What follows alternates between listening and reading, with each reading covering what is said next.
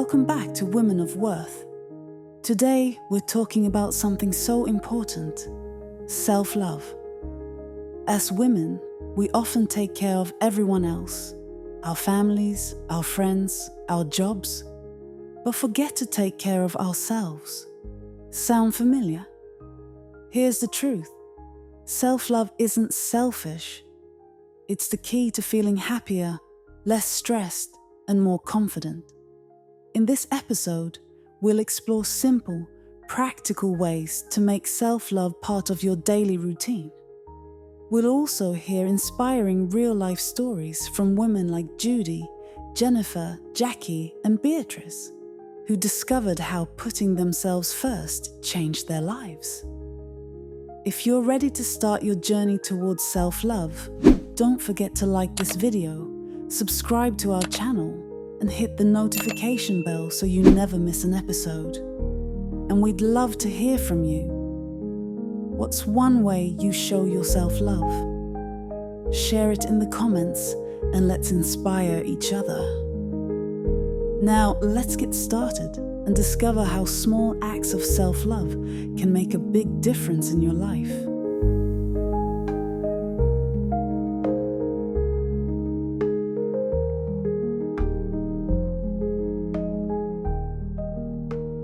Hey everyone, and welcome to another deep dive. Today we're all about self-love. Self-love. Not just the pamper yourself kind, but how we as women can really make it happen every day, part of the routine. Absolutely. So we've got tons of real stories and some pretty interesting research to really dig into. Yeah. So this should be fun. Get ready for some seriously simple but powerful ways to boost your well-being, It's interesting because I think a lot of people think about self-love as this fluffy feel-good concept. Yeah. But it's really about building a strong and healthy relationship with yourself. Oh, that's good. And that can have a huge impact on every aspect of your life. Okay, so I've heard that self-love can actually totally change your relationships with other people. Yeah. Is that? It's totally true. Really? It's think of it like building a house. Okay. You need a really solid foundation, right? Yeah. And when you love and respect yourself, you're setting a standard for how other people treat you. Okay. You're more likely to set boundaries, communicate what you need, and you're not going to put up with things that drain you. That makes total sense. Yeah. It's I was reading about Jennifer, and she was bringing all this work stress home. Oh, yeah. Because she felt like she had to say yes to everything. And then she started setting boundaries at work. Yeah. And not only did her stress go down, but her relationships at home got so much better. Exactly. And, that's such a good example of how self-care isn't selfish.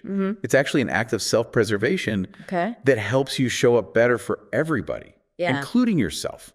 I like that. Yeah. Okay, so let's get practical. Sure. What are some things that we can start doing today? Well, one of the simplest but most effective things is starting your day with positive affirmations. Okay, I can already hear some people rolling their eyes at the whole affirmation thing. It can sound a little cheesy. Okay, but the science behind it is really interesting. Okay. When you choose positive statements that address your insecurities, you're basically retraining your brain to focus on your strengths. Oh. So you're rewiring those negative thought patterns. So it's not just about saying generic things like, I am happy. Right.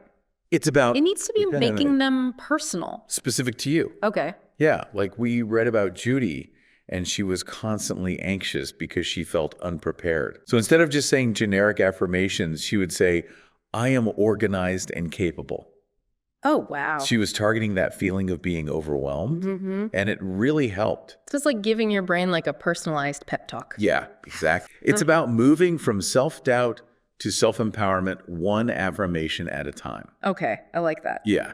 So we've got the mental side going with the affirmations. What about getting our bodies moving? Yes. So exercise is good for you, obviously. Of course. But how does that tie into self-love? Well, beyond the physical benefits, exercise is amazing for your mood. Okay. When you move your body, your brain releases these things called endorphins, which are basically natural mood lifters. Okay. Plus, it can help lower stress and anxiety by reducing a hormone called cortisol. Okay, wait, back up. Sure. What is cortisol and why is it like a bad thing? Cortisol is a hormone released by your adrenal glands when you're stressed. And it's actually helpful in small doses. Like if you're facing a challenge, it can give you a boost. But if you're constantly stressed, your cortisol levels stay high. And that can lead to all sorts of problems like anxiety, sleep issues, even weight gain. So exercise helps bring those cortisol levels down, which makes us calmer. Exactly. It doesn't have to be anything crazy. Even 10 minutes of something you enjoy.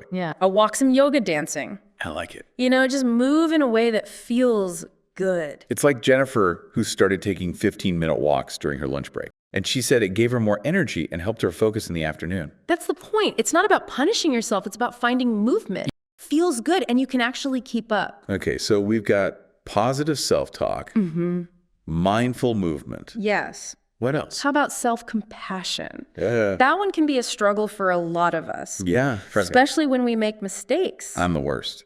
But it's so important. Okay, so what does self-compassion actually look like? Think about it this way. Okay. How would you treat a good friend who is having a rough time? You'd be kind, right? Understanding, supportive. Self-compassion is about offering yourself that same level of care. Okay, so instead of beating ourselves up, we need to give ourselves a break. Exactly. It's a skill, and you can get better at it over time. One way to practice is journaling. Like Jackie. She used to struggle with guilt and feeling like she wasn't doing enough. So she started writing down her wins. Every day. Like what kind of things? Anything that made her feel good. Finishing a work project, cooking a healthy meal, even just taking a few minutes to relax. It helped her focus on what she had accomplished instead of what she hadn't. So it's about those little victories. Yes. Recognizing your effort and appreciating your journey. Even with the imperfections. This is like a recipe for a happier life. Right. And we're just getting started. Okay. Tell me more. Let's talk about something that might make some people uncomfortable. Setting boundaries. It's so crucial for self-love because it protects your time, your energy, your emotional well-being. I am all about boundaries. Good. But for a lot of women, saying no is really hard. It's true. Well, you have to remember that setting boundaries isn't selfish. It's about honoring your needs. And knowing it's okay to decline things that drain you or just don't fit with your priorities. I remember Beatrice's story. Yes. She's a nurse and she was always picking up extra shifts and she was so burnt out. And then she finally started setting boundaries. Good for her. At work and in her personal life. And she was finally able to take care of herself. It makes such a difference. Yeah. It's about creating a life that feels good on your own terms. Yeah. Not just reacting to what other people want. Okay, so we've got affirmations. Right. Mindful movement. Self-compassion. Yes. And setting boundaries. Boundaries. What's next? Let's tackle something that's both really tough and potentially life-changing. Unplugging from technology. This is a big one. I know. Like in today's world, putting down our phones can feel like impossible. But I am so guilty of spending way too much time scrolling. So why is unplugging so important? When you're constantly bombarded with information and notifications, it's like your brain never gets a break. Yeah, that's true. And that can lead to more stress, more anxiety, even trouble sleeping. Yeah. Unplugging, even for short periods, lets your mind rest and reset. And I imagine it helps you be more present. Definitely. Instead of constantly checking your phone, you can actually connect with people, enjoy your surroundings, and be more mindful. I'm already feeling more relaxed just thinking about it. It's a powerful shift. Yeah. Remember, Jackie, she started turning off her phone an hour before bed and using that time to read or meditate. And she said she felt calmer, slept better, and was more focused during the day. It's amazing how something so simple can have such a big impact. It really is. Yeah. It's all about making those small intentional changes to your routine. Okay, this has been so helpful already. We've covered a lot. But I want to hear more about what you found. Well, let's talk about something that often gets overlooked. Okay. Celebrating small wins. I love that. It's easy to get caught up in our to-do lists and forget to acknowledge what we've accomplished. Hold on. But celebrating wins is a big part of self-love. Okay, I guess how does that work? It's about shifting your focus Okay. from what you haven't done Yeah. to what you have achieved by acknowledging your wins, even the small ones. Yeah. You're boosting your self-esteem and reminding yourself that you're capable. I remember Beatrice talked about keeping a journal to write down her wins. Like anything from cooking a healthy meal to finishing a work project. Exactly. It's about training your brain to focus on the positive. Yeah.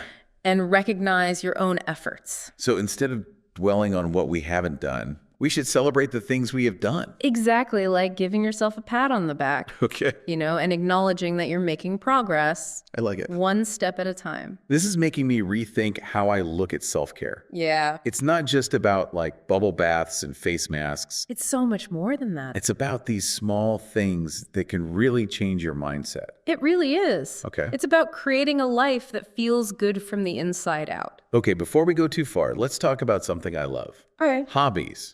Hobbies. I'm a big believer in making time for things that bring you joy. Me too. But how does that relate to self-love? Well, engaging in hobbies is a fantastic way to recharge, connect with your passions, and tap into your creativity. Okay. It's about spending time doing something you truly enjoy, regardless of the outcome. It's like giving yourself permission to play. Exactly. And when you're doing something you love, you feel more energized, inspired, and connected to yourself. It's like Judy's story about rediscovering her passion for painting. Yes. She started making time each weekend to paint. And she said it was her favorite way to relax and reconnect with herself. It's a great example of how hobbies can nourish your soul. Okay. And remind you of what makes you come alive. I think I might dust off my old guitar. I love it. Yeah. Remember, self-love is about creating a life that feels good and lets you express yourself authentically. Okay, so we've talked about affirmations movement, self-compassion boundaries, We have. unplugging, celebrating wins, and hobbies. It's a lot. That's a lot to take in. It is. Is there anything else you want to share? So let's talk about creating a relaxing evening routine. Okay. In today's busy world, it's easy to just crash into bed at the end of the day. Yeah. But taking some time to wind down can make a huge difference Okay. in your sleep and overall well-being. I'm all for better sleep. Me too. So. A calming bedtime routine tells your body and mind that it's time to relax. Okay. And get ready for rest. So what kind of things? Dimming the lights, taking a warm bath. Okay. Reading a book, doing some stretches. I like it. Anything that helps you unwind. Like Jennifer started lighting a candle and journaling before bed. Nice. And she said it helped her feel more grounded and peaceful. It's amazing how those little things can make such a difference. Yeah. It's about creating a sanctuary for yourself where you can let go of stress and prepare for a good night's sleep. I'm already feeling more relaxed. This is awesome. It's all about making small, consistent choices that nourish your mind, body, and spirit. This has been so helpful. I'm glad. I'm starting to see how these small changes can lead to a happier, more balanced life. That's what it's all about. Okay, so as we were wrapping up the last part, thinking about all the things we talked about, like affirmations and boundaries, and it seems like they're all connected. Right? They are. It's like all these different pieces that fit together to create this amazing picture of self-care and well-being. Exactly. And one thing that keeps coming up is the connection between self-love and our relationships. Right. I'm curious about that. It's fascinating, isn't it? Yeah. So think about it this way. When you take care of your own needs and feel good about yourself, it changes how you interact with other people. So it's not about becoming self-centered. No, not at all. It's about having a strong base. Okay. From which you can build healthy relationships. It's like you can't pour from an empty cup. Yeah. Exactly. If you're not taking care of yourself, yeah, you won't have anything left to give to others. That's a great analogy. So how do things like affirmations and movement and boundaries actually help our relationships? Let's start with affirmations. Okay. When you're constantly reminding yourself of your worth, yeah, it gives you this confidence that other people pick up on. So instead of needing validation from others, right, you're finding it within yourself. Exactly. And that inner strength is really powerful. What about movement? Well, one of the biggest benefits of exercise is stress reduction. Oh, yeah, for sure. And when we're stressed, we don't always act our best. Truth. I know I get kind of snappy. It happens. That I'm overwhelmed. But when you exercise, you're lowering those cortisol levels. Right. Which helps you stay calmer and more in control. So it's not just about looking good. It's about feeling good. Exactly. And that positive energy definitely spills over into your relationships. Okay, what about setting boundaries? That's a big one. Yeah, especially for women. It can be hard. Who are often taught to put everyone else first.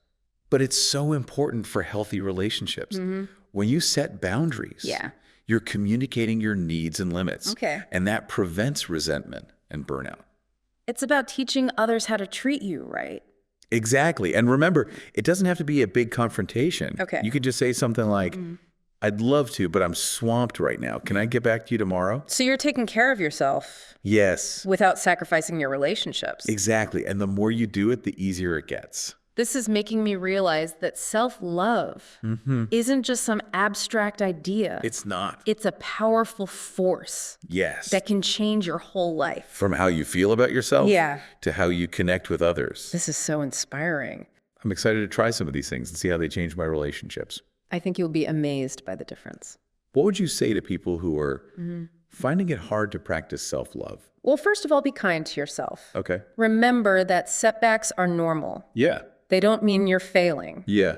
Treat yourself with the same compassion that you would offer a friend. That's a good reminder. It's easy to be hard on ourselves. Yeah. But self-love is about embracing those imperfections and giving yourself grace along the way.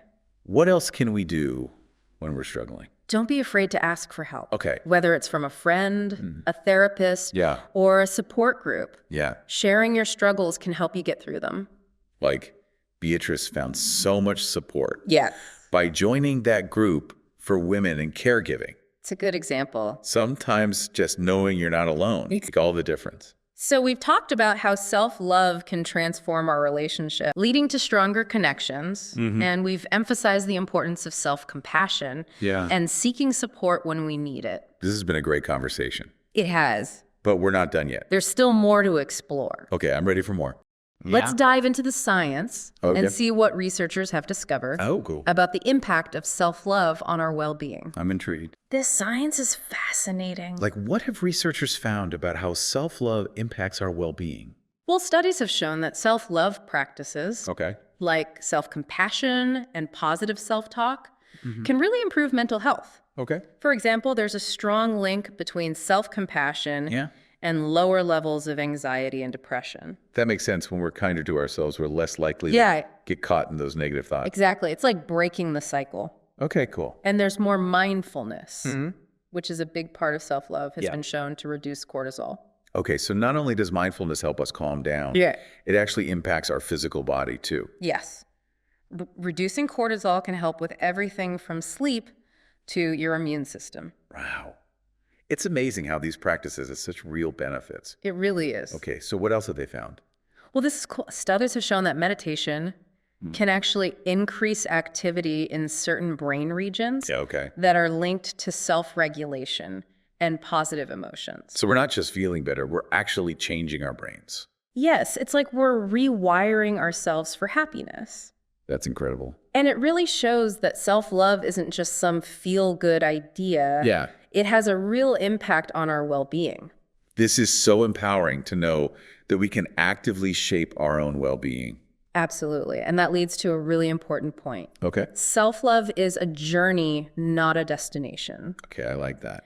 It's about showing up for ourselves every day. Yeah. Practicing these strategies and nurturing that loving relationship with ourselves. So it's about progress, not perfection. Exactly. It's about accepting our flaws, learning from our mistakes, and continuing to grow. I love that. It's a lifelong process. Well, we've covered so much in this deep dive. We have. And I feel like we've learned so much. Me too. But as we wrap up, I want to leave our listeners with this thought. Okay. Self-love isn't a luxury. It's a necessity. Couldn't agree more. It's the foundation for a happy, healthy, and fulfilling life. Absolutely. And remember, you deserve love, care, and respect. Start today and never stop nurturing the most important relationship you'll ever have, the one with yourself. That's it for our deep dive into self-love. We encourage you to like, subscribe, and share it with someone who might also find it valuable. Thanks for joining us. We hope you enjoyed it, and until next time. Yes. Be kind to yourselves, embrace your unique journey, And remember, you're capable of amazing things.